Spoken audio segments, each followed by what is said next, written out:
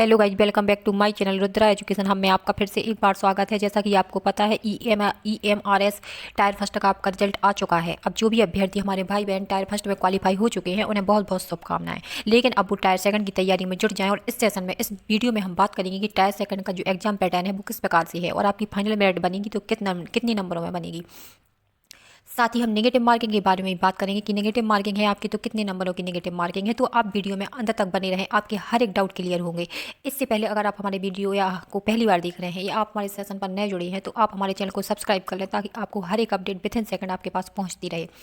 तो इस वीडियो में हम बात करते हैं पीजीटी, टीजीटी और प्रिंसिपल के बारे में। मुख्य तौर पर हम इन पोस्टों के बारे में बात करेंगे, इनके एग्जाम पैटर्न का एनालिसिस करेंगे, स्टेप बाय स्टेप हर चीज़ को देखेंगे। तो जैसा कि आप सामने देख पा रहे हैं प्रिंसिपल, पीजीटी और टीजीटी पोस्टों को।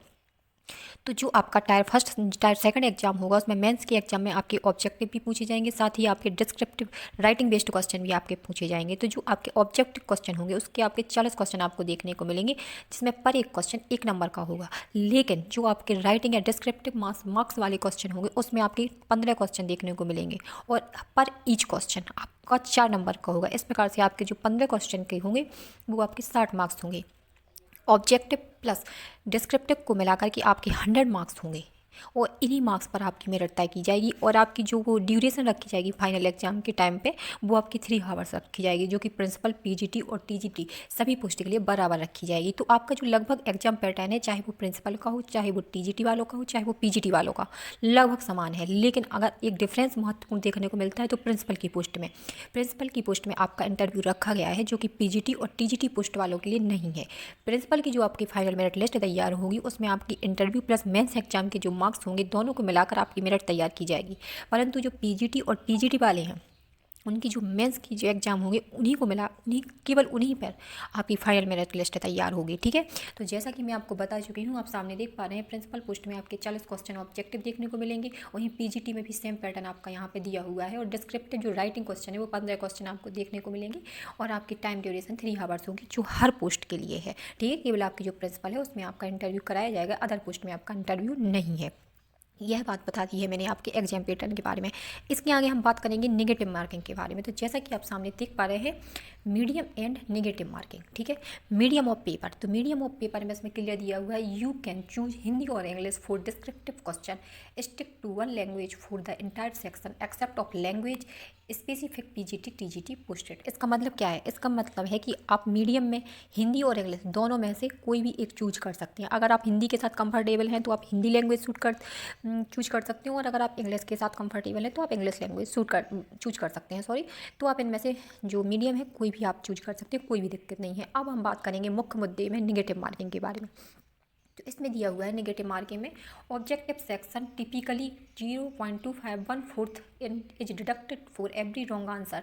Descriptive section no negative marking but marks are deduct poor structure, grammatical error for irrelevant content. इसका मतलब क्या है? इसका मतलब आपका ये है कि आपकी जो नेगेटिव मार्किंग है, 4 क्वेश्चन अगर आपके रॉन्ग होते हैं तो आपका एक सही नंबर काट लिया जाएगा, यानी कि आपकी 0.25 की नेगेटिव मार्किंग है। ठीक है, लेकिन ये केवल आपके ऑब्जेक्ट सेक्शन में है। आपके जो राइटिंग या डिस्क्रिप्टिव सेक्शन है इसमें आपकी नेगेटिव मार्किंग नहीं है। लेकिन इसमें क्लियर मेंशन किया गया है कि अगर आपकी ग्रामेटिकल एरर पाई जाती है या आपने जो आंसर दिया है वो उतना स्ट्रॉन्ग नहीं होता है तो आपके नंबर वहाँ पे काटे जाएंगे, बट नेगेटिव मार्किंग नहीं है। ठीक है, ये आपके मीडियम और नेगेटिव मार्किंग के बारे में बात हो गई। अब हम बात करेंगे कि आपको पासिंग मार्क्स कितने लाने हैं। ठीक है, पासिंग मार्क्स भी इसमें तय किए हुए हैं। उसके बाद अगर आपके आते हैं तो आप मेरिट में आएंगे, वरना पासिंग मार्क्स भी आपके तय किए हुए हैं। चलिए वीडियो में हम आगे बढ़ते हैं।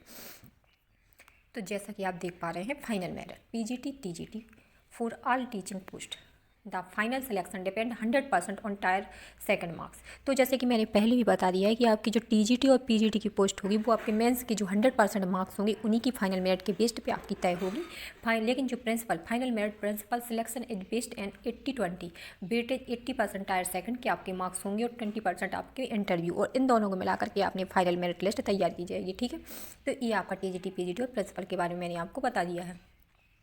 अब हम महत्वपूर्ण बिंदु के बारे में बात करते हैं, जिसमें हम करेंगे मिनिमम क्वालिफाई मार्क्स आपके टायर सेकंड के लिए कितने होने चाहिए। तो इसमें क्लियर मेंशन किया हुआ है, to be considered for the merit list you must score, कि आपको कितने मार्क्स चाहिए चाहिए हैं जिसमें आप टायर सेकंड के लिए क्वालिफाई माने जाएंगे, तो जनरल ओबीसी ईडब्ल्यूएस के लिए आपके जो मिनिमम क्वालिफाई मार्क्स हैं वो 30% है। मतलब आपको टोटल स्कोर का 30% लाना पड़ेगा, तब आप इसमें क्वालिफाई माने जाएंगे। और वहीं पे अगर हमें SC ST PW वालों की बात करें तो मिनिमम 25% मार्क्स आपको लाने पड़ेंगे, तब आप क्वालिफाई माने जाएंगे। तो ये आपके क्वालिफाई मार्क्स के बारे में मैंने आपको बता दिया है। तो ये टायर सेकंड से जुड़ी हुई इंपॉर्टेंट सारी हर एक डाउट्स मैंने क्लियर किए हैं। और अगर फिर भी आपका कोई डाउट है तो आप कमेंट बॉक्स में कमेंट करें। आप हमारे चैनल पर अगर नए जुड़े हैं तो चैनल को सब्सक्राइब कर लें। आप हमारे चैनल से जुड़े उसके लिए आपका धन्यवाद।